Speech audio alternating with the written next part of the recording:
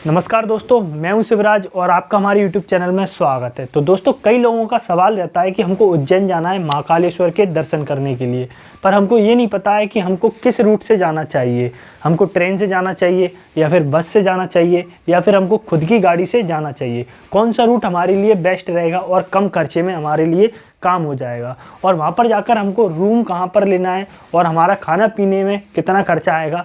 तो इन सारे सवालों को जवाब आपको मिलेंगे इस वीडियो में, तो आप इस वीडियो को लास्ट तक जरूर देखते रहिए। तो दोस्तों, अगर हम बात करें ट्रेन की, तो ग्वालियर जंक्शन से उज्जैन जंक्शन तक कई सारी ट्रेनें चलती हैं। तो उनमें से 2 ट्रेनें ऐसी हैं जो कि रोज़ चलती हैं और सेम टाइम पर चलती हैं। तो मैं उनकी आपको डिटेल दे देता हूँ, फिर उसके बाद आपकी रिक्वायरमेंट के हिसाब से, आप अपने समय के हिसाब से आप देख सकते हैं। वेयर इज माई ट्रेन करके एक ऐप है, उस पर आप जाकर देख सकते हैं। अगर आपके समय के हिसाब से आपके लिए कोई और ट्रेन बेस्ट रहेगी तो आप उसमें भी जाके अपना टिकट करा सकते हैं। तो पहली ट्रेन है मालवा सुपरफास्ट एक्सप्रेस, जिसका किराया आपको अनरिजर्व्ड अगर आप टिकट कराते हैं तो 200 रुपये पड़ेगा। पर दोस्तों, मेरी मानिए तो अनरिजर्व्ड कोच में बहुत सारी भीड़ रहती है। अगर आप अपनी फैमिली के साथ जा रहे हैं या फिर आप खुद जा रहे हैं, या हो सकता है अगर आप अपने दोस्त के साथ जा रहे हैं तो आप अनरिजर्व्ड में चले जाइए। पर अगर आप अपनी फैमिली के साथ जा रहे हैं तो अनरिजर्व्ड डिब्बे में आप ना जाइए, क्योंकि उसमें बहुत सारी भीड़ रहती है। तो आप ज़्यादा नहीं तो स्लीपर का टिकट करा ही सकते हैं। मालवा सुपरफास्ट एक्सप्रेस का स्लीपर का टिकट है 365 रुपये। अगर हम इसकी टाइम की बात करें तो ग्वालियर जंक्शन से उज्जैन जंक्शन आपको 9 से 10 घंटे में पहुँचा देगी। अगर हम दूसरी ट्रेन की बात करें तो यहाँ पर 2 ट्रेनें अल्टरनेटिव चलती हैं एक ही समय पर।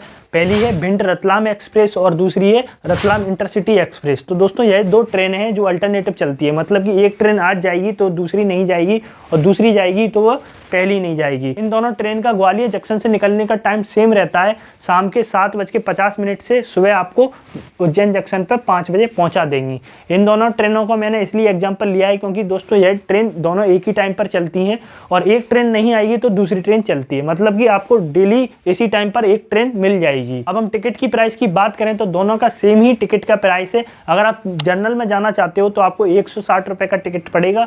वहीं पर अगर आप स्लीपर कोच में जाना चाहते हो तो आपको 290 का टिकट की प्राइस पड़ेगी। तो दोस्तों, यहाँ पर मैंने आपको 3 ट्रेन के बारे में बता दिया है। लमसम वो 2 ही ट्रेन है, मतलब कि 2 उसमें से एक ही टाइम पर अल्टरनेटिव में चलती हैं, मतलब कि एक आती है एक नहीं आती है।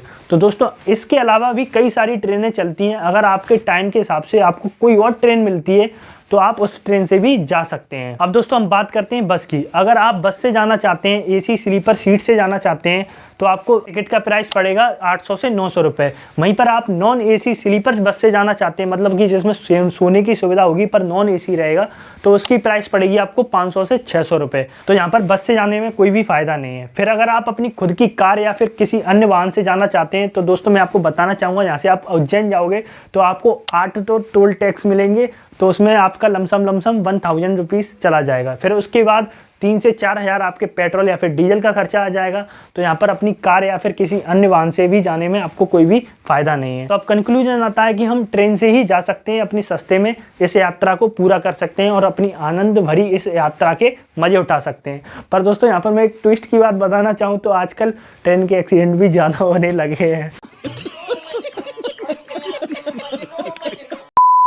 तो दोस्तों, ये तो मजाक की बात थी, आप इसको सीरियसली ना लेना। तो दोस्तों, हम मान के चलते हैं कि हम वहाँ पर पहुँच गए हैं, तो हमको होटल और या फिर रूम कहाँ लेना चाहिए।